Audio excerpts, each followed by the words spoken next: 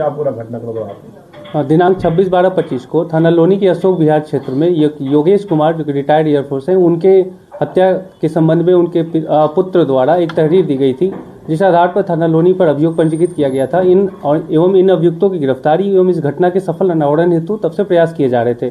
इसी क्रम में कल दिनांक 31/12/25 को एक अभियुक्त अरविंद जो कि मृतक का पड़ोसी है, उसे भी गिरफ्तार किया गया है। उससे पूछताछ पर उसने बताया कि वह इनके दोनों बेटों से मिलकर जो इस साजिश की गई और उसके बाद उसने इस घटना को अंजाम देने के लिए अपने बहनोई को साथ में लिया और दिनांक 26/12/25 को एक हीरो एक्सट्रीम बाइक पर उसने हाईवे के किनारे इस घटना को अंजाम दिया था। और भी पूछताछ करने पर यह ज्ञात हुआ कि मृतक के बड़े बेटे के साथ नाई की दुकान पर इस घटना को अंजाम देने की साजिश हुई थी और दूसरे छोटे बेटे गुड्डू के साथ इस घटना को अंजाम देने के लिए मृतक की छत पर ही साजिश की गई थी।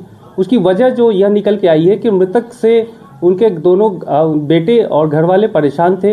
मृतक अपने बेटों से और परिवार से घर को खाली करवाना चाहता था और इस वजह से आपस में हमेशा कसीदगी बनी रहती थी, जिसकी बात पड़ोसी अरविंद से उनके बेटे परिवार वालों ने साझा की थी। उसके बाद से ही यह योजना बनी थी, जिसके लिए 5 लाख रुपए की लालच अरविंद को दी गई थी और फिर उसके बाद उसने इस घटना में अपने बहनोई नवीन को भी शामिल किया था।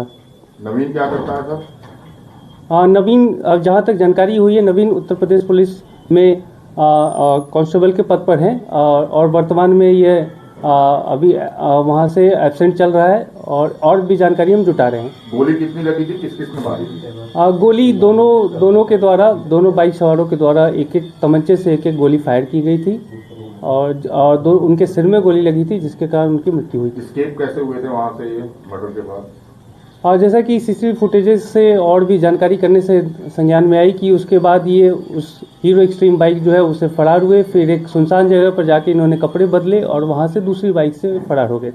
अरविंद के अलावा और कौन कौन वांटेड है इसमें?